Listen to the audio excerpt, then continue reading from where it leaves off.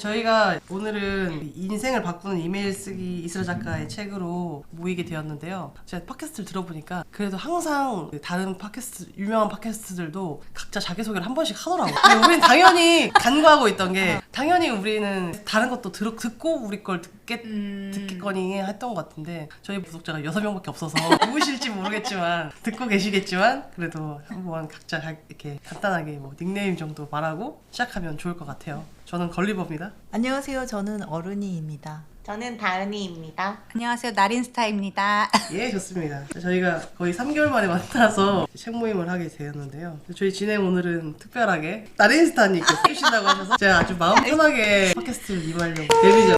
질문을 많이 준비한 것 뿐인데 갑자기 진행을 하게 되어서 부담스럽지만 그래도 질문하는 방식으로 진행을 해보도록 하겠습니다. 책 이름이 인생을 바꾸는 이메일 쓰기이다 보니까 이제 이메일에 관련된 걸 좀 오늘 많이 여쭤보고 싶어요. 일단 각자 이메일하고 관련해서 특별히 기억에 남는 에피소드가 있는지 좀 궁금해서 먼저 듣고자 합니다. 어른이 작가님. 저는 좀 잊혀지지 않는 이메일 답변을 받은 적이 있었거든요. 제가 13살 어른이라는 첫 번째 그림 에세이집을 내고 그 지역의 청소년들하고 이렇게 작가의 만남을 갖는 시간이 있었어요. 그리고 이제 그때 이제 제가 준비해 갔던 책들이 몇 권 있었는데 제 책을 포함해서 독립출판물을 몇 권 이렇게 가지고 가서 그 자리에 있던 친구들한테 선물을 줬었거든요. 골라서 준 게 아니라 본인이 원하는 거 가져가세요 했던 기억이 있는데 그 중에 한 친구가 제 책을 골랐었고 그 친구가 그 책을 읽고 저한테 메일을 보내줬었는데 그게 되게 감동이었어요. 그 친구도 그 책을 읽고 되게 감동을 받았다는 후기와 본인의 이제 사연도 같이 이렇게 섞어서 저한테 줬는데 저 그건 이메일함에 아직도 있거든요. 너무 고맙고 되게 저한테도 되게 힘이 되는 그런 글귀여가지고 그게 가장 기억에 남는 이메일이었던 것 같아요. 또 다른 분들은? 저는 가만히 생각해봤는데 제가 한 2000년대쯤 지금으로부터 한 25년 전쯤에 저희가 편지에서 이메일로 넘어갈 때 막 플래시 카드 이메일도 막 있고 했던 기억이 혹시 나실지 모르겠어요. 근데 이모가 미국에 잠깐 이제 지금 한국으로 들어오시긴 했는데 15년 정도 계셨었는데 그때 이제 가족을 그리워하는 마음에 원래 편지를 쓰셨다가 이메일로 이제 빠르게 왔다 갔다 할 수 있었던 거죠. 근데 그때 이제 이모랑 왔다 갔다 이메일을 썼던 기억이 남아서 그게 되게 좋았고 그리웠고 즐거웠던 기억으로 남아있어요. 왜요? 혹시 생각나신 특별한 기억이 있으신가요? 저 갑자기 생각났는데 제가 군인 출신이잖아요. 군대를 3년 정도 갔다 왔는데 거기에 군인들만 쓸 수 있는 갑자기 생각도 안 나네. 하여튼 그 통합 메일이 있어요. 다른 사람들은 다 동기가 2명, 3명씩 이렇게 그 부대에 같이 가서 누구라도 말할 수 있는 사람이 있는데 저는 그 당시에 혼자 동떨어져 있었으니까 너무 외롭잖아요. 그런 마음에 동기들만 볼 수 있는 그런 메일로 뭐 이런저런 얘기를 썼던 기억이 나요. 그걸 확인할 수는 없지만 지금은 그러면서 좀 헌병 통합망 메일이 또 따로 있었어요. 일반 육군, 해군, 공군 이게 아니라 헌병 메일이 있는데 거기에서 보냈던 그 기억이 나요. 그게 저한테 큰 위로가 됐어요. 그 동기들이 짠하니까 이렇게 보내줬던 그 메일들이 큰 위로가 있었던 기억이 납니다. 저는 사실 메일함을 아까 쓱 한번 봤는데 딱히 그 소통의 수단으로 사용하지는 않았고 나에게 쓰기를 정말 많이 전 잘 쓰고 있거든요. 요즘은 이렇게 디지털 세대들이 뭔가 자료들이 날아갈까봐 이런 저장 강박증이 또 있다고 해요. 이 정확한 용어는 생각이 나지 않는데 근데 저도 중요한 거를 나에게 쓰기를 정말 많이 해서 거의 제 드라이브처럼 쓰고 있는데 전 특별한 건 없고 그냥 제가 취업 준비랑 할 때 그 나에게 쓰기를 정말 많이 활용했던 기억만 있어요. 그래서 지금 보니까 너무 많아가지고 환경 오염에 조금 제가 좀 일조하지 않았나 좀 지워야 될 것 같아요. 그렇습니다. 근데 뭔가 나에게 쓰기라고 하니까 뭔가 낭만적이다. 그러니까 네, 나에게 보내는 편지 하니까. 많이 안 쓰세요? 저도 나에게 쓰기 저장 많이 하긴 하는데 갑자기 오늘따라 그렇게 들리네요. 나에게 이렇게 보내놓는. 나에게 뭔가 말을 전하진 않고 네, 파일만 그리고 티적 모먼트 일하니까 일하고 공부하니까 티적 모먼트로. 그 얘기를 들으니까 한번 편지를 써보고 싶긴 하네요. 이렇게 이메일하고 관련해가지고 에피소드 여쭤봤는데 혹시 이슬아 작가님처럼 그 동경하던 인물에게 직접 이메일을 보낸 적이 있는지 궁금해요. 그때 당시 노희경 작가님께 정확하게는 62페이지네요. 존경하는 노희경 작가님께 편지를 썼던 이메일이죠. 이메일을 썼던 게 나오더라고요. 근데 저는 이 글이 구성이 정말 좋았던 게 71페이지를 보면 저는 이 페이지가 이 책의 전체인 것 같은 거예요. 모두 이메일로 겪은 변화다. 일기를 쓰다가 작가가 된 줄 알았는데 아니었다. 나는 이메일을 쓰다가 작가가 되었다. 근데 이 두 줄만 있고 나머지가 다 여백이니까 갑자기 이 페이지가 너무 홀리한 거예요. 너무 멋있지 않아요? 그러니까 어떻게 이럴 수가 있어. 근데 이게 너무 멋있는 거예요. 이런 페이지 구성이. 그래서 이 페이지 읽을 때 소름 돋았어요. 근데 그런 것처럼 혹시 아까 전에 어른이 님이 그 독자한테 편지를 받으셨던 것처럼 본인들도 좋아하는 작가나 연예인이나 동경하던 인물에게 이메일을 보낸 적이 있는지 궁금합니다. 갑자기 궁금한데 호영이한테 메일로 보낸 적 있어요? 없어요. 저는 이거 읽으면서도 그 생각을 했는데 저는 이메일 세대가 아니고 편지 편지는 썼던 것 같아요. 이렇게 간절함을 담아서 구구절절 쓴 적은 없고 왜냐면 저희가 팬미팅이나 생일 파티에 가게 되면 포스트잇에 뭐 붙이라고 하니까 그렇게 짧게 쓰거나 생일 선물을 앞에 제출할 때 생일 카드를 같이 넣은 적은 있는데 이렇게 진심을 담아서 뭐 제 사연과 섞어서 뭐 이렇게 막 응원하는 그런 문구를 써본 적은 없어요. 근데 저는 그 편지 세대이기 때문에 제가 좀 의미 있는 편지를 보낸 분은 기억이 나요. 목사님이셨거든요. 부흥회 때 되게 은혜 받아가지고 그 편지를 썼던 기억이 나는데 답장을 못 받았던 것 같아요. 확실히 저는 이메일 세대가 아니었구나. 편지 좋아요. 전 요즘에도 이제 편지 쓸 일이 있었어가지고 쓰는데 너무 좋은 것 같아요. 편지가 또 주는 이메일도 또 카톡과 문자보다 조금 더 속도가 느려서 또 주는 기분과 느낌이 있지만 더 편지도 손으로 꾹꾹 눌러서 닿는 그 감정과 온도랑이 있기 때문에 훨씬 매력이 있더라고요. 지금도 살아있다고 생각합니다. 저는 이제 군대 얘기하는 것 같은데 하이. 군대 갔을 때는 그러니까 두 가지 방법으로 이제 편지를 소통을 할 수 있는데 지금은 핸드폰이 가능한데 저희 때는 핸드폰을 못 썼어요. 4개월 동안 못 썼는데 편지 받는 방법이랑 이메일로 누군가 써주면 그걸 출력해서 저한테 받아오는 방식이 있는데 제가 나름 그 당시에 이제 교제 중이었던 분한테도 메일 왔고 엄마도 많이 써줬고 해가지고 항상 그 훈련이 딱 끝나고 9시 정도 10시 접은데 9시부터 10시까지 그 자유시간 동안 편지가 배달이 돼요. 근데 다들 못 받아요. 다들 잘 안 써주는데 심지어 처음부터 끝까지 한 번도 못 받은 그런 동기들도 있는데 저는 항상 5장씩 뭐 6장씩 받으니까 그거를 나눠 읽는 거예요. 돌려 읽어. 우와. 그럼 너무 좋아해 다들. 그치. 또 그리우니까 사람이 엄청 다발로 이렇게 있어요. 군대에서 매는 백 같은 거 하나 있는데 꽉 찰 정도로 저는 받아가지고 인기쟁이죠. 왔었죠.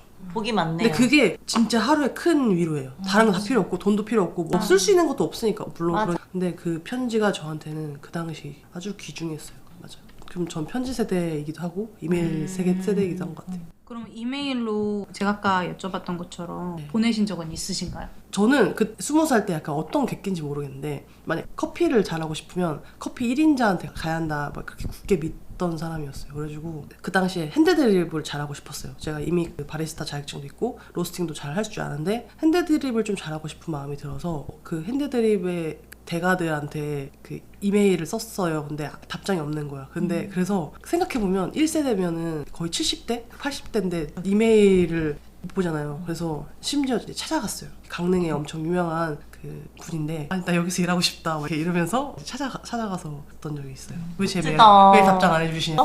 메일의 존재를 모르셨던 거예요? 네. 자, 관심도 없으셨던 것 같아요. 그랬던 중요한 게 내가 동경하는 사람의 연령대를 꼭 그러네. 이분은 43세였으니까 답장이 해줬죠. 약간 자기 감정이 워낙 커지고 북받치면은 그 사람이 안 보일 때가 있는 것 같아요. 내 감정에 빠져 있어가지고. 저는 딱히 떠오르는 게 없어요. 그냥 혼자 좀 많이 표현하기보다는 가지고 있는 스타일이었던 것 같아서 예전에는. 저도 아까 전에 찾았는데 저는 없다고 생각을 했는데 보니까 엄청 발랄하게 2008년도 제가 중학교 3학년 때 쓴 게 있는 거예요. 그래서 한번 읽어드릴게요. 네. 저도 지금 처음 읽는 거예요. 바보 엄마를 잊고 작가님께 보내는 편지 하트 10개. 중학생만 가능한. 귀여워. 안녕하세요. 최우경 작가님 설날이에요. 느낌표 3개. 설은 잘 보내시고 계신가요? 새해 복 많이 받으세요. 설날인데 아무데도 가지 않고 집에서만 틀어박혀 있었는데 우연히 어머니가 빌려오신 책을 읽고 이렇게 이메일까지 보내네요. 사실 책을 읽고 나서 편지를 쓰는 건 처음이라서 뭐라고 해야 될지 되게 흥설수설하게 될 것 같지만 왠지 저의 마음을 전해주고 싶어서 이렇게 편지를 쓰게 됐어요. 아직도 바보 엄마를 읽고 나서 눈이 퉁퉁 부어 있어요. 어머니가 먼저 읽고 나서 너도 읽어보거라 해서 읽었는데 이렇게 감동일 줄이야. 흑흑. 사실 엄마의 소중함을 많이 잊고 살았거든요. 다시 한번 깨닫게 되었어요. 정말 감사해요. 저는 이번에 중3 올라가는 학생이에요. 요즘 논술이다 보다 책을 많이 읽어야 한다 하는데 마음대로 책은 읽혀지지도 않고 책 읽는 것이 재미도 없어서 걱정도 많이 했는데 바보 엄마 읽고 나서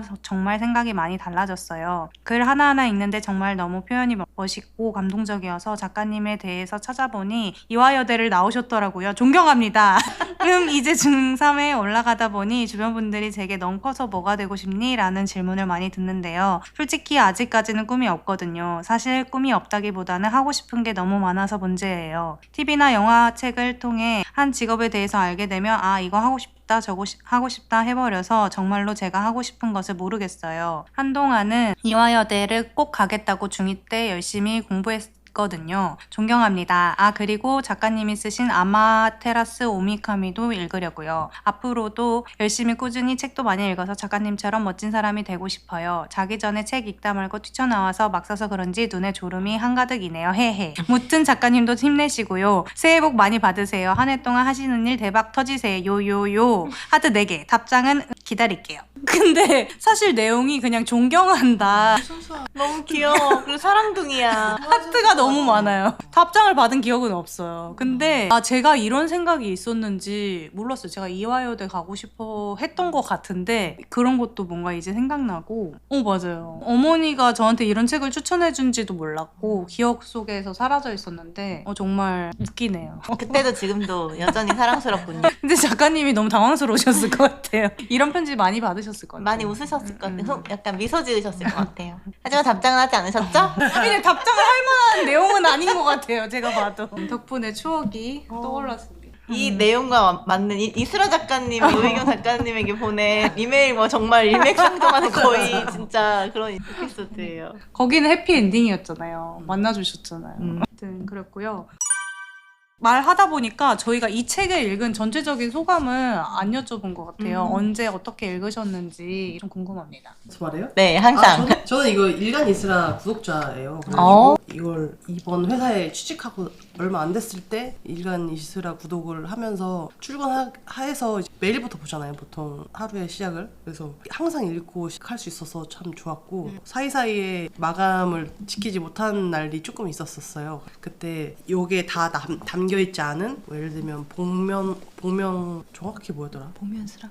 그것처럼 그런 것 있던가요? 없죠? 제가 여기는 없고 그때 이 책 받을 때 사은품으로 받은 복면스라 2회 제가 올려드렸던 것 같아요. 주변 작가님들도 글을 쓰고 치치피치도 글을 쓰고 해서 누가 이스라 작가인지 맞춰봐라 막 이런 걸 가지고 맞춘 사람이 있었어요. 그래서 그분에게 평생권 증정한다거나 아니면 다른 작가님들의 글이 들어간다거나 그랬던 것 같아요. 그냥 매일 기분 좋게 하루를 시작할 수 있어서 연재가 끝난 게 너무 아쉬웠다. 근데 이 글을 또 책으로 만들어서 나온다니 너무 좋을 것 같았어요. 꿀팁들도 많았고 생각보다. 그래서 아주 재밌게 읽었던 책이고 또 일간 이스라를 이제 다시 또 연재를 하신다면 언제든 구독해서 볼 의향이 있는 구독자입니다. 저 재밌게 읽었어요. 그래서 추천한 거잖아요. 여러분들과 함께 읽고 싶어서. 저는 이거 추석 연휴 시작할 때 바로 읽었거든요. 되게 저는 이거 좀 오해하고 있었어요. 제목이 인생을 바꾸는 이메일 쓰기여가지고 제가 좋아하는 실용서 이거 읽고 나면 나 이메일 되게 잘 쓰겠다 이런 생각으로 읽었는데 딱 읽기 시작하면서 아니네 실용서가 아니고 내가 알고 있는 이스라 작가님의 에세이구나 하고 읽었는데 너무 재밌는 거예요. 이스라 작가님이 이렇게 글을 정말 잘 쓰신다고 소문으로만 들었는데 내가 읽어보니까 진짜 다른 책도 읽고 싶을 정도로 너무 좋았고 마침 제가 그때 그 기간이 마감 마치고 나서 편집자님하고 메일 주고받을 일이 되게 많을 때여가지고 제가 메일을 보낼 때마다 자꾸 뜨끔뜨끔 하는 거예요. 나는 이렇게 정성스럽게 쓰지 못하는 메일 그냥 딱 할 말만 하는 스타일이어가지고 이걸 좀 보고 배워야겠다 하는 부분도 되게 많았고, 오히려 기술적인 것보다는 되게 마음을 담은 그리고 또 이렇게 어투나 이런 것들을 어떻게 해야 상대방이 더 좋아할까, 마음을 이렇게 열 수 있을까, 이런 부분들이 되게 많이 진심을 담아서 표현해 주신 것 같아서 그런 데서 되게 감동을 많이 받았던 것 같아요. 재밌게 잘 빨리 읽히기도 하고 좋았어요. 저는 책을 읽는 걸 좋아해서 꾸준히 읽는 편인데 9월 한 중순부터 책을 이제 다른 개인적인 일로 안 읽고 다른 거에 매진하다가 책에 갈증이 날 때 이제 이 책을 읽을 수 있게 되었죠. 그래서 너무 좋은 거예요. 활자를 읽고 책을 읽는다는 게 너무너무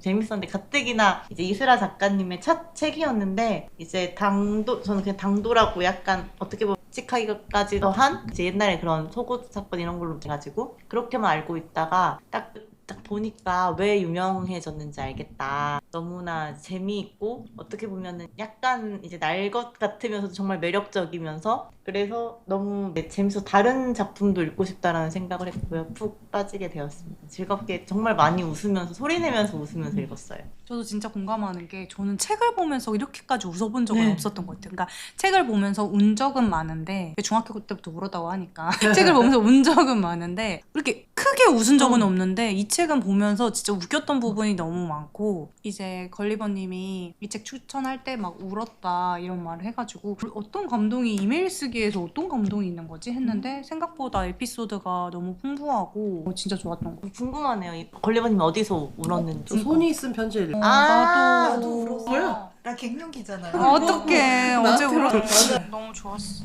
그 부분 좋았어. 저도 거기가 제일 좋았어요. 진짜 김원비 작가님 책도 보면서 웃기도 하지만 또 그 웃음이랑은 다른 웃음이었어요. 거기는 약간 좀 개그인데 좀 아무튼 더 여기는 더 날것의 개그, 더 빵빵 다른 의미의 재미있습니다. 저는 그냥 75페이지에 해엄출판사 책 192쪽에 오타 고치세요. 이것도 너무 웃긴 거예요. 여기 냅다 용건 알기. 그냥 이런 말 자체가 그냥 너무 웃긴 거예요. 메일이 온 거잖아요. 그러니까 이렇게 그냥 사람이 딱 보자마자 이렇게 맥없이 웃게 만드는 이런 지점들이 많아가지고. 뜨끔하던데. 저 뜨끔한 게 저도 읽다가 못하는 게 있으면 그게 너무 화가 거슬려서. 오는 거야. 그래서 이렇게 보내세요? 보냈어요. 냅다 용건 갈기기? 이메일들의 코멘트, 자기만의 코멘트 다는 것들도 그 귀여워. 생각의 흐름도 너무 귀엽고 재밌고 막 욕하는 것도 막 웃기고 너무 다 재밌었어요. 진짜 많이 웃으면서 읽어서 힐링이었어요. 이 책 보면서. 맞아. 난 책 읽는 거 너무 좋아. 좋은 책을 또 그리고 만나서 또 덕분에 이 팟캐스트 덕분에 이 기회 덕분에. 저는 진짜 이슬 작가랑 이원 시인이랑 결혼한다고 했을 때 나린이한테 눈치 없다고 한 번 얘기 들었지 않았어요 그때? 군산의 마리서사에 책 한번 토크를 왔었죠. 왔었어요. 네. 가서 이슬아 이원 나 사이에 제가 서서 같이 사진도 찍었단 말이에요. 그 남의 연애 사이에 관심이 없어서 그런지 몰라도 둘이 절대 안 사겨. 막 그렇게 굳건히 믿어요. 그때는 이제 안 되어 있었어요. 오픈이? 연애하는 사람들한테. 중이었나 보죠. 근데 그 의심했어야 돼. 이슬아 여기 해엄 출판사에 이원이 왜 들어왔을까? 이 미국에 사는 사람이 왜 갑자기 여기에 사진사로 시인으로 왜 영입이 됐을까? 그걸 의심했어야 돼. 근데 하나의 의심도 없이 난 그 사이에서 사진도 찍고 심지어 그 사진 너무 마음에 들었다고 보내달라고 해서 보내줬어요. 근데 그랬었단 말이야. 근데 그리고 나서 얼마 안 지나서 결혼한 거 듣고 왜 너무 껴가지고 왜 너무 좋은 사진이구만. 의미 있는 사진 아니에요? 그런 거 눈치 없는 사람들. 앞치 없는 사람이야 그냥 거기서 왜? 이렇게 구구절절한 연애 스토리가 있었구나 생각 모른 채 그냥. 팟캐스트를 녹음할 때마다 느끼는 건데 걸리버님도 그렇고 날린님도 그렇고 되게 작가님들하고 여러 에피소드들이 많네요. 북토크도 많이 다니고 그래서 그런가. 너무 좋아요. 귀중한 에피소드들이 많네. 누가 그렇게 부부 되기 직전에 연인 사이에 사진을 찍을 수 있겠어요. 나름 귀중한 사진 눈치 없었던 가지고 계세요. 저희 글쓰기 모임에서 저희가 어떻게 글쓰기 모임을 이렇게 이어가면 좋을지에 대한 것도 이슬아 작가님이 그때 부지런한 사람 그 책 북토크를 갔었을 때 어떤 식으로 그렇게 책 모임을 하시냐, 글쓰기 모임을 하시냐 했을 때 그때 뭐 다른 것보다 남이 쓴 글을 읽었을 때 그러니까 어떤 거를 막 지적하자고 하면은 진짜 한도 끝도 없잖아요. 근데 그런 방식으로도 사실 저희가 뭐 원하지 않고 저희는 뭐 그걸 막 업으로 하는 사람들도 아니고 이게 모임의 즐거움도 있었으니까 어떤 식으로 운영하면 좋을지에 대한 고민이 있었는데 그런 질문을 마침 해서 이제 답변으로 주셨던 게 그냥 방지턱을 위주로 해가지고 그런 부분들을 고쳐나간다, 그런 부분을 이야기 나눈다 이런 식으로 해주셨어서 그때 좀 가이드라인이 잡혔어서 사실은 저희는 큰 도움이 되었었어요. 이스라 작가 책을 꾸준히 읽고 있었던 터라서 뭐 편지 교환하는 방식의 그 남궁인 작가님이랑 이 책도 있었었는데 우리도 이런 식으로 해서 우리끼리 해보자. 한번 편지를 한번 교환해볼까요? 좋아요. 이렇게 했던 것도 있었고 그때 녹음해가지고 자기 목소리로 낭독해서 해보는 그런 것들도 해보기도 했고 되게 다양한 시도를 했었던 기억이 나요. 영감을 정말 많이 받았어요. 작가님. 좋은 작품이 많네요. 부지런한 사랑도 좋다고 들었던 것 같아요. 그거 좋아요. 그것도 좋다고 들어. 남궁인 이스라 편지도 들어본 것 같아요. 저는 오히려 이제 저번에 같이 했었던 김원비 작가랑 황선우 작가 책 그 시리즈거든요. 네, 총총 시리즈. 그게 훨씬 더 재밌어요. 이거는 제가 여러분들한테 여쭙고 싶어가지고 표시를 해보았는데 131페이지 보면은 이스라 작가님이 이제 편집자에 대한 이야기를 많이 해주셨어요. 그래서 저는 진짜 몰랐는데 책의 맨 뒷장이나 앞장에 책임 또는 책임 편집란에 편집자의 이름이 적혀 있다고 해주셨어요. 저는 사실 책을 독립출판으로 이렇게 써봤어도 편집자는 나니까 편집자라는 란을 쓸 일이 없어서 전혀 몰랐고 이제 책의 뒤편은 잘 보지는 않으니까 몇 판인지 뭐 몇 쇄 뭐 이런 거는 봐도 근데 이런 부분을 너무 친절하게 알려주셔서 이번에 알게 됐어요. 혹시 다들 알고 계셨는지 이렇게 책 뒤편에 있는 편집자 이름을 일부러 살펴본 적이 있으신지 그리고 혹시 좋아하는 편집자나 편집 스타일이 인상 깊었던 책이 있는지 궁금합니다. 저는 황선우 작가님 책이었던 것 같아요. 최선을 다하면 죽는다 책이 나오고 얼마 안 됐어요. 한 2주도 안 됐을 때 제가 그냥 나오자마자 바로 사가지고 읽고 다녔거든요. 근데 그 당시에 사이렌 불에서 뭐 유명해진 친구랑 같이 갔을 때 제가 읽고 있는 거를 한 컷이 그 친구의 브이로그에 나왔었어요. 근데 그걸 캡처해서 올리고 그걸 이렇게 리그램 해가지고 그래서 홍보를 해주시더라고요. 그만큼 되게 조금 나오는 부분이 한 10초도 안 나오는 부분인데도 이제 그 자기가 만든 책에 나온 부분들을 다 일일이 확인하시고 그걸 항상 올리시고 정말 많이 작가를 생각하는구나, 이 책이 잘 되길 바라는구나, 그리고 모든 부끄에 다 따라가시고 그런 면모를 봤을 때 되게 대단하다. 툴톡에 나왔을 때 그런 얘기들을 했던 것 같아요. 그래서 이야기 장수님 이 편집을 맡아준다면 얼마나 좋을까라는 생각을 하면서 저는 읽었던 것 같아요. 저는 이 책을 읽으면서 그렇게 편집자님들이 애쓰시는지 처음 알았고 편집자님이 누군가 이제 찾아서 그 책을 찾아보는 세계를 처음 발견했어요. 근데 마침 제가 이 책을 읽을 때 제 책이 이제 신간이 나오는데 그 편집자님과 계속 메일을 주고받던 시기여서 그게 다시 새로워 보이는 거예요. 제 책에 대해서. 근데 생각해보니까 제 책이 제 새끼잖아요. 제 새끼를 엄마나 아빠 말고 그 다음으로, 그러니까 저 엄마만큼 제일 아껴주는 사람이더라고요. 그래서 진짜 제 거 이렇게 피드백 주실 때마다 수정이 거의 대부분이긴 한데 그게 귀찮지 않고 너무 감동적으로 내 새끼가 잘 되기를 바라는 사람이 또 있구나 이렇게 생각이 드니까 너무 좋더라고요. 그래서 이렇게 진짜 감동적인 메일을 문구를 넣고 싶었는데 그렇게 하지는 못했거든요.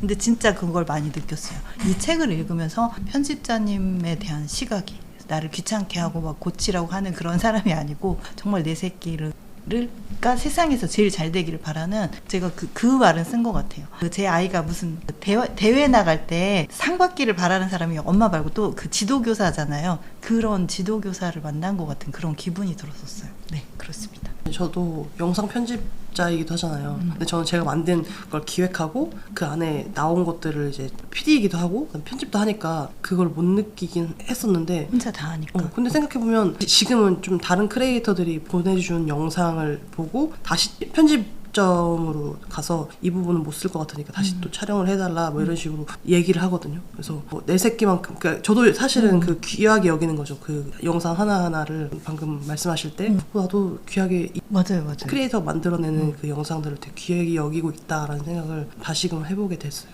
더 몸소 느끼실 것 같아요. 편집자분이랑 이렇게 소통하시니까. 그냥 원래 책은 작가에게만 집중하게 되는데 이걸 읽게 되면서 편집자라는 직업과 편집자라는 책을 만드는 또 다른 사람들에 대해서 이제 알게 되어가지고 더 감사하고, 한 책이 나올 때까지 얼마나 많은 노고와 많은 이제 생각들과 애정들이 들어가 있느냐라고 생각해서 더 감사히 읽게 되었어요. 그리고 중간에 나오는 이현실 편집자님 말고 김진영 편집자님이신가요? 그 코멘트 달아주신 거 정말 하면서도 애정이 담겨 있어가지고 저는 이거 사진 찍어가지고 이렇게 카메라 나도 이거 다 정독하고 그리고 그래서 더 그게 궁금했어요. 이 끝내주는 인생이란 작품이 이거랑 대조하면서 읽어보고 싶은 거예요. 그 방금 말했던 김진혁 편집자님, 이분이 쓴 말 중에 어떻게 해야 사랑하는 작가님의 편에 제가 설 수 있을까 하고요 라고 했던 그 문장이 너무 충격적이었어요. 저 충격적인 예뻐서. 문장이 너무 많아요. 맞아요. 좋은 문장 많아. 소름은 돋진 않았고, 이런 말을 내 입으로 쓰고 싶다, 말로 쓰고 내 손으로 쓰고 싶다라는 훔치고 싶은 문장이에요. 근데 그 마음이 있어야 이 말이 나오잖아요, 그렇죠? 맞아요. 근데 저는 오히려 그냥 이대로만 읽었으면 전 이해를 못했을 것 같고, 그냥 이슬 작가님의 이런 부연 설명이 있었기에 이게 더 이해가 됐어요, 사실은. 그 말도 맞는 것 같아요. 이 책을 읽으면서 여기 뭐 이메일 꽃 중에 그 목차로 나와 있는 부분들 많잖아요. 네. 첫 번째 비기, 두 번째 비기 이렇게 해서 혹시 본인에게 앞으로 활용도가 좀 있겠다, 아니면 이 책을 읽고 나는 바로 써먹어봤다 하는 그런 것들이 있나요? 있으신가요? 저는 대체로 이메일에서는 아니고 사람들과의 대화에서 많이 쓰는구나 했던 걸 많이 발견을 했던 것 같아요. 이름 같은 걸 이제 안 틀린다고 하는데 원래 이름에도 부를 때 많이 신경을 쓰는 편이거든요. 그냥 학생들을 부를 때거나 친구들을 부를 때 그냥 너라고 안 하고 꼭 이름을 붙이고 너라고 하거나 또 이름을 많이 부르는 편이에요. 거기에 약간 조금 더 힘이 담겨 있다고 생각을 해서 이름을 좀 많이 호명하는 편이고, 디테일하게 저절로 칭찬하는 편이 되는 것 같고, 특별 호명술과 이름 부르기와 앞으로 나오겠지만 질문에 그냥 빠르게 사과하면서 그렇게 하는 것도 했던 것들이더라고요. 그래서 인상 깊게 읽었습니다. 저는 제가 정말 지키고 있지 않았던 걸 발견했어요. 그 6번째 비기로 말씀해 주셨던 내마금지였거든요. 내용과 분량, 마감기한, 금액, 지급일 이렇게 내마금지라고 해주셨는데, 회사에서 어떤 강연이나 이런 거 행사의 심사를 위해서 제가 요청할 일이 많았어요. 교수님이나 이런 분들께. 근데 이런 게 시간은 많이 드리는데 뭐 하루 온종일 있으신데 그거에 대한 돈은 정말 적게 드리는, 약간 그냥 명예롭기만 한 일들이 많아서 요청드리는 게 너무 죄송스럽잖아요. 바쁘신 분들이고 또 제가 있는 데가 그때가 원주였어가지고 이제 멀리까지 오셔야 되니까, 지방으로까지 오셔야 되니까 좀 죄송했는데, 죄송할수록 금액을 말씀드리기가 어려운 거예요. 그리고 지급도 이제 회사가 품위하고 문서 나가고 회계 처리하고 막 하다 보면은 진짜 3, 4일, 뭐 일주일은 더 걸릴 때도 있어서 그거를 말을 못 하겠는 거예요. 그래서 되려 전화로도 이제 앞에만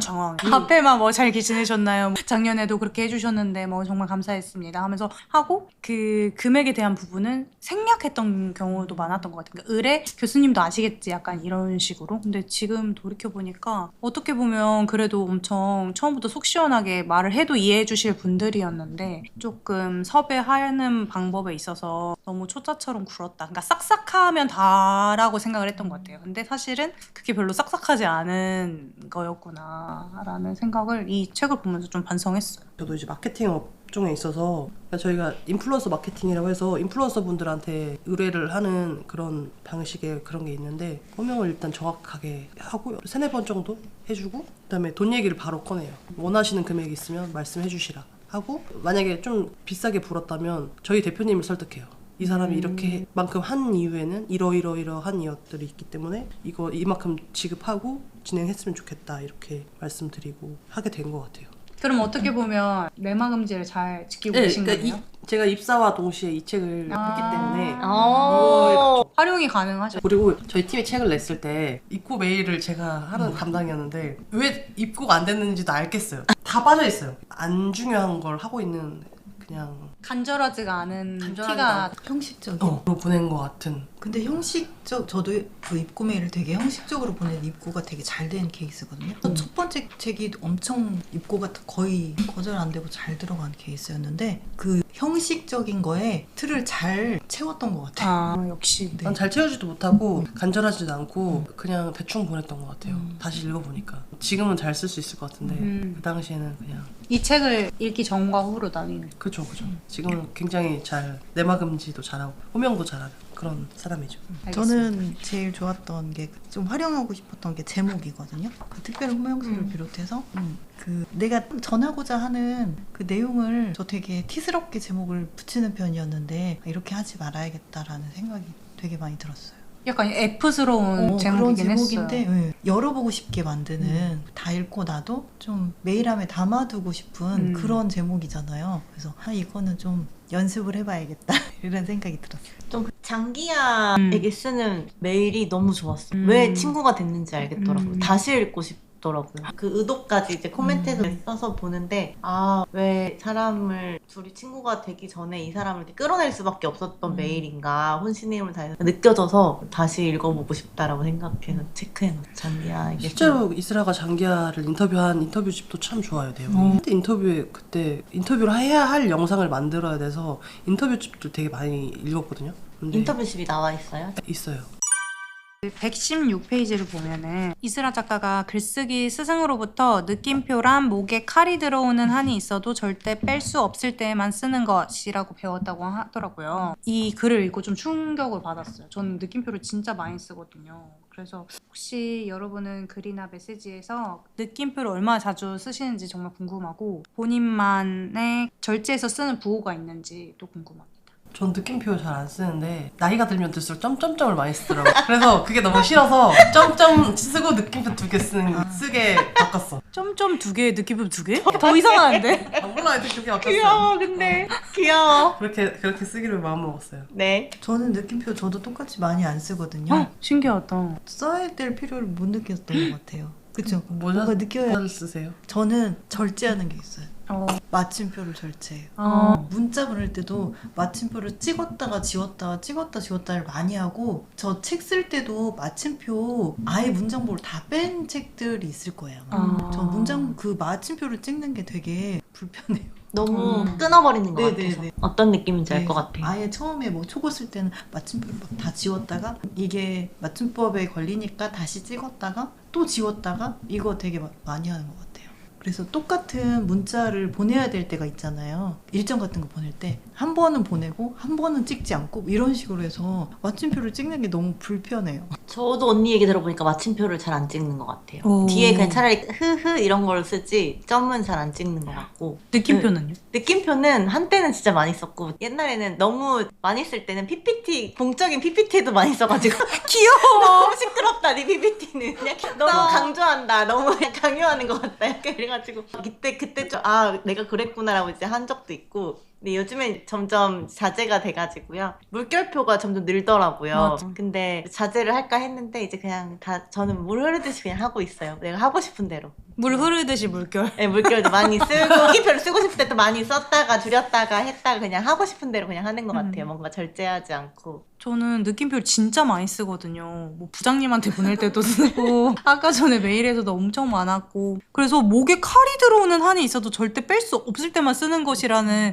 이 문장을 보고 이렇게 배우셨다고 하니까 나도 한번 좀 줄여볼까? 라는 이제 생각도 한번 들었고 저는 좀 절제하려고 하는 게 눈웃음. 저 옛날에는 눈웃음이 진짜 나이 들어 보여서 싫었는데 어느새 제가 눈웃음을 쓰더라고요. 나이 먹으면 어쩔 수가 없어요. 아내다가. 나이 많은 사람이건 저보다 어린 사람이건 이제 쪽지나 메시지를 보낼 때 진짜 뭐 해주세요 눈웃음 2번 이렇게 하면은 조금 부드러운 느낌이 될 때도 있고 어쩔 때는 뭐 약간 꼽주는 용도 있어요. 그냥 뭔지 눈웃음 알죠? 2번만 하면. 뭐 아시잖아요. 눈웃음 2번 뭐 이런 거 있잖아요. 그래서 눈웃음이 좀 활용도가 좋더라고요 생각보다. 전 그래서 눈웃음 2번에다가 물결을 꼭 붙여요. 아 그거를 되게 많이 써요. 그걸 특히 회사에서. 그래가지고. 사회생활용 친구들한테는 안 하니까. 네, 사회생활용. 근데 저는 그냥 눈웃음만 절대 안 하고 꼭 물결을 붙이더라고요. 그래야 그게 완성돼. 그 이모티콘 자체가 완성돼. 그 부드러운 미소가. 그냥 눈웃음만 하면 꼽주는 거네. 이게 사람에 따라서 약간 화나는 미소로 할 맞아. 수도 있고 눈만 웃는 걸로 볼 수도 있고 하기 때문에 꼭 물결을 붙여줘야 됩니다. 배웠어요. 한 수 배웠어요. 저 눈웃음 한 10개씩 쓰고 별 하나 더 놓은 적도 있어요. 근데 눈웃음이 10개면 눈이 아니잖아요. 이상하게. 큰 미소네, 큰 미소. 재밌네요. 이슬아 작가님께서 내막음지에 이어서 사자성어로 빠고노더를 말씀해 주셨어요. 빠르게 고맙다고 인사한 뒤 노라고 대답하는 이유 설명하고 더 좋은 기회로 만나 뵙기를 희망하기라는 노더를 말해줬는데 혹시 여러분만의 거절 스킬이 있는지 좀 궁금합니다. 거절 잘 못하시죠? 저도 잘 못해요. 근데 잘 하실 것 같은데. 잘 못하는 것 같아요. 이렇게 수락하고 후회하는 일이 되게 많거든요. 근데 저는 잠수 타는 것 같아요. 해피해요. 아니, 수락도 안 해요. 수락도 안 하고. 답장 안 하는. 거절의 기술이 잠수? 애매하면 DM도 확인 안 하고 메일도 확인 안 하고. 알고 확인 안 하는 거예요? 그 미리 보고 안익십. 해주잖아. 너무 안익십으로. 극단적이야. 이렇게 저한테 이제 뭔가 의뢰를 했던 분이 계셨어요. 근데 한 8개월 전에 의뢰를 했었던 것 같아. 실제로 만난 거야. 명함을 주면서 다시 또 새롭게 의뢰를 하시는데 예 알겠습니다 하고 제가 연락 드릴게요. 이렇게 전화번호 알려주기 싫어가지고 제가 연락 드릴게요. 명함이 없어가지고 드릴게요 하고 말았는데 그 뒤로 연락 안 했어요. 잠수. 회피요. 좀 알려주세요. 저는 회사에서 이제 직원들이 지원하는 부서에서 한 그래도 3년 반 정도 있었는데 초창기에 이것 좀 해주세요 라고 요청을 받았을 때 바로 근데 그건 안 돼요 라고 바로 말해주는 게 이 사람과 나의 효율이라고 생각을 했어요. 그래서 내가 바로 빠르게 판단을 해서 말을 해주는 게 능력이 있는 거라고 생각을 했는데 어느 날 저의 상사분께서 같은 팀의 다른 직원은 다 예스맨이었어요. 거긴 다 된다고 하고 난 다 안 된다고 하고 그래서 이걸 보고 뭔가 문제가 있다고 생각했는지 저한테 말씀을 해주시는 거예요. 저한테 다 좋은데 그렇게 하면은 좀 불만이 있는 직원들이 있다. 그래서 yes but이라고 하라고 하더라고요. 그래서 알겠습니다. 좀 고민해 보겠습니다 하고 진짜 한 10분이라도 시간을 가졌다가 확인해 봤는데 안 된다고 하네요. 이거는 그냥 서비스직에서도 이루어지는 건데 이제 내부 직원들 간에서도 이제 그렇게 해야 된다는 걸 좀 배웠던 거. 그래서 저는 그때부터는 이게 효율이 문제가 아니라 내가 이 사람이 요청하는 거를 좀 알아봤다는 성의를 좀 보여야 되는구나 해서 그때부터는 좀 그렇게 거절했던 것 같아요. 좀 거절을 하더라도 좀 성의 있게 거절하는 거 잘 쓰고 있어요. 저도 원래는 거절을 잘 못했었는데요. 그 사람이 이제 약간 속상해하거나 아니면 옛날에는 이제 다른 사람의 시선을 신경 쓸 때는 나 거절하고 나서 나를 어떻게 생각할까에 대해서 이제 고민할 때가 있었어가지고 그랬었던 것 같은데 이제 그거에 대해서 자유로워지면서 거절을 잘 하게 되었고 그래서 빠르게 거절하면 사고노더를 저절로 실천하게 된 것 같아요. 시기에 대해서도 어떤 거는 좀 거절을 빨리 할 때가 있고 어떤 거 좀 생각하면서 거절할 때가 있는데 그거는 이제 그런 어떤 문제 경중이나 그런 타이밍에 따라서 다른 거여가지고 맞게 조절이 되는 것 같아요. 그러면 대부분 다 예스맨이신 거죠? 다 된다. 예전에 회사 다닐 때는 안 그랬는데 프리랜서 되고 나서는 수락을 좀 잘하는 편인 것 같아요. 그렇게 하고 하다가 그 중간에 내가 이거 왜 했을까라고 후회를 좀 많이 하기는 하는데 제가 마음에서 그렇게 내키지 않았던 부분들이 있는데 거절을 그때 할 걸 꼭 나중에 후회가 되더라고요. 근데 또 막상 해서 또 재밌을 때가 또 있지 않아요? 근데 그리고 아니면 또 얻게 되는 게 있을 때가 있다거나 그럴 때도 있지만 안 그럴 때가 더 많아서 그러면은 빠고노더를 실천할 의향이 있으신가요? 못할 것 같아요. 아직은 너무 어렵더라고요. 이렇게 왜 못해? 회피할까 봐요. 이게 좋은 방법인 것 같아요. 오늘 배우려고 했었거든요. 이건 너무 어려울 것 같더라고요. 전 거절을 너무 잘했던 것 속도를 잘 못 맞출 것 같아요. 상황에 맞게 하시겠죠. 그 빠른 거가 자기 주관적인 그 상황에 주관적인 거니까 또. 115쪽인가에 모든 활자에는 그 나름의 온도가 깃들어 있다? 편지가 많이 그런 것 같아요. 물론 카톡도 그렇지만 편지에서 많이 느낄 수 있어가지고 이메일도 그렇고 카톡도 그렇지만 그래서 너무 좋고 애틋하고 그랬어요. 저는 이 책을 관통하는 문장이라고 말한 게 있는데 71페이지가 너무 좋았다며 네. 또 좋았던 문장이 14페이지에 잘 쓴 문장을 얘기하시면서 내 길목이 아닌 그대의 길목까지 미리 가서 서 있어 본 사람만이 쓸 수 있는 게 좋은 문장이다 라고 했는데 이 말이 전 너무 좋았어요. 그 역지사지를 이렇게 그리고 뭔가 이게 엄청 섬세한 사람만이 쓸 수 있는 문장 같아가지고 아 이렇게 표현할 수 있구나 하면서 이 책이 사실은 상대방을 염두한 이메일 쓰기를 얘기하고 있잖아요. 그런 의미에서 이 책을 나타내는 문장이 아닐까라는 생각이 들었어요. 또 혹시 좋았던 책의 구절이 있을까요? 아 그리고 전 또 그것도 좋았어요. 106페이지에 상대방에게 이제 강하게 요구하거나 부탁할 때 조금 더 힘써주실 수 있을까요? 이거는 내가 조금 차용해서 쓸 수 있겠다 싶어서 적어뒀어요. 저도요. 저도 힘쓰다라는 동사를 얻게 된 게 좋았어요. 여기에서. 그리고 또 저 또 공감했던 부분이 있었던 게 126페이지에 처음 시작하는 부분에 책을 읽는 사람은 줄어들고 쓰려는 사람은 늘어나는 이 시대를 그만 비관하려고 한다. 쓰다 보면 어차피 읽게 되어 있으니까 읽지 않고 좋은 작가로 살아남을 도리는 없으니까. 아, 이 말이 진짜 우리 시대를 되게 예리하게 바라보고 이건 진짜 책에 관심이 많고 책을 쓰시니까 이런 말을 할 수 있겠다라는 머리가 좀 띵해지는? 근데 진짜 맞는 말이잖아요. 이거 요즘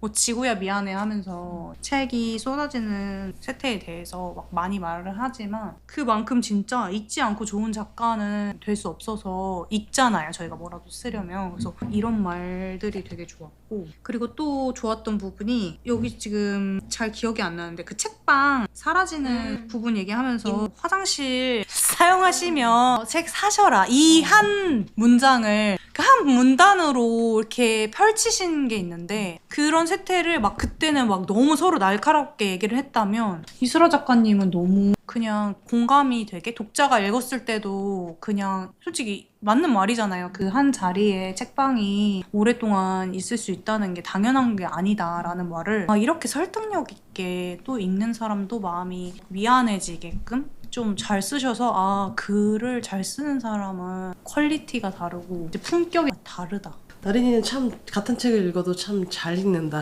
그래? F잖아요.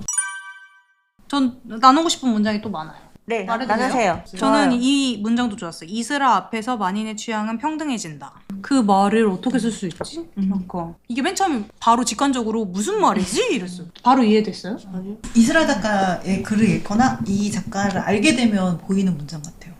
매력 있게 호불호가 없다. 좋아할 수밖에 없다. 이런 뜻이잖아요. 근데 그렇게 표현한 게 재밌더라고요. 이 말도 훔치고 싶어요. 욕심쟁이 아니 너무 좋은 문장이 많은 거예요. 이 책 하기 잘했죠. 늘 좋아. 늘 걸리버님 픽은 너무 좋아요. 그래서 다음 책은 뭐라고요? 끝내주는 인생입니다. 이건 이제 여러분들이 픽한 거죠. 좋습니다. 또 뭐 있냐면요. 매력적인 사람은 딱히 뭘 주지 않아도 이롭다. 존재만으로 활기를 띠게 하니까. 옛날에는 몰랐는데 이제 알겠어요. 그 매력적인 사람이라는 거에서 오는 도파민이 저도 점점 커지는 것 같아요. 아, 그런 사람을 보면은 그냥 좀 그 말이 좀 그러지 않아요? 뭐 그런 거 있잖아요. 아 보기만 해도 좋아 뭐 이런 거 있잖아요. 이게 너무 저는 좀 아저씨 같다고 느껴지는데 뭔가 제 바이브가 그래서 그런 건지 모르겠는데 에피소드가 있어요? 그냥 젊음에서 오는 그 바이브들 느끼기만 해도 너무 좋은 거예요. 저보다 더 활력 있는 것들에서 오는 게 좋아서 그거는 그 사람들이 뭘 하지 않아도 그냥 보고만 있어도 좋은 거예요. 그래서 예전에는 어른들이 그때가 청춘이야, 뭐 그때가 좋을 때야 하는 말들 뭐 다른 분들이 저를 보면서 그렇게 할 수도 있지만 이제 지금도 충분히. 우리 중에 막내잖아. 맞아. 근데 이제 뭔가 상대적으로 저도 그렇게 느껴지는 게 바로 옛날에는 저보다 어린 친구들을 보면서 그런 활력은 없었거든요.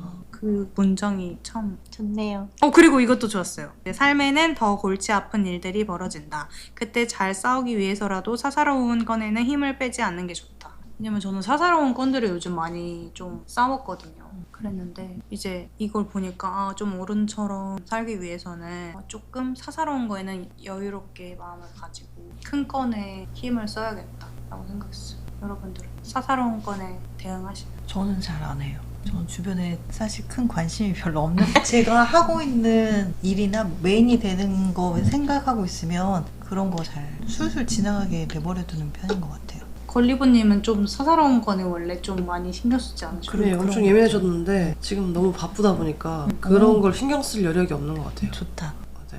오히려 좋아해요. 네, 바빠야 나. 맞아요. 예전에는 정말 개미 조그마한 다 잡아서 어떻게든 크게 확대 해석해가지고 괴롭혔는데 그니까 되게 어른스러워졌어요. 일을 하고 있으면 세라즘이 있어서 그런가? 세련을 샀어요? 아 네, 진짜 그거- 부럽네. 세련 샀어요? 돈 아니, 진짜 많이 벌었나 보네. 삶이 여유로워지니까 지금 얼마를 플렉스한 거야 도대체? 역시 인심은 곳간에서 공간에서 나오네요. 새삼 느끼네요. 개미 똥꼬로 더 이상 앞으로도- 확대하지 않고 있어요. 앞으로도 돈 많이 버시기 바랍니다. 감사합니다.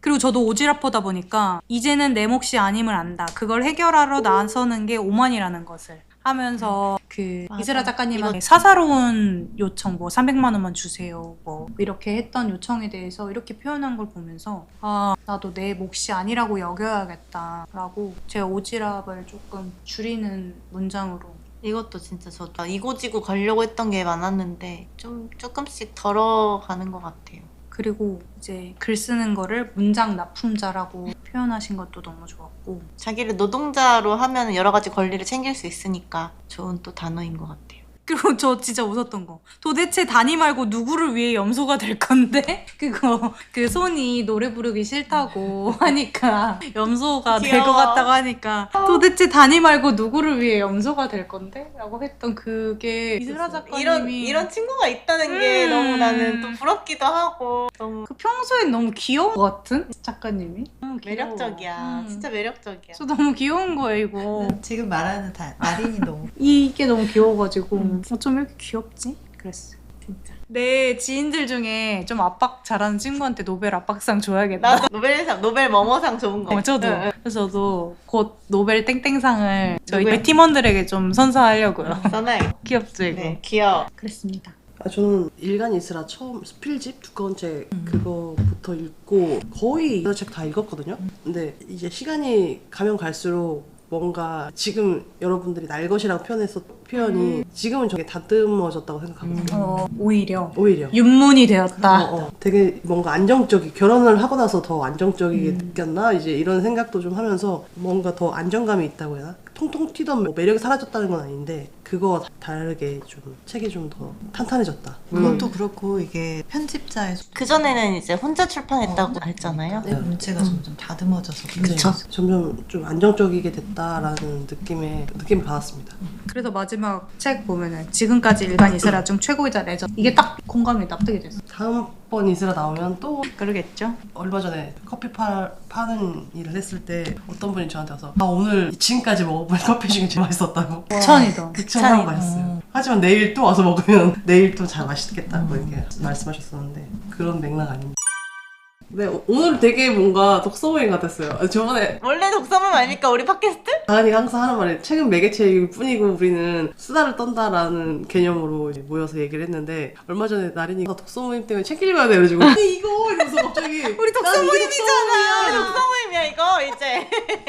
좋았습니다. 저 때 오늘 독서 모임 같아 진행해주니까 독서 모임 같아요. 질문도 너무 좋았고요. 다음번에는 이제 끝내주는 인생으로 다시 모여보는 걸로 하겠습니다. 와.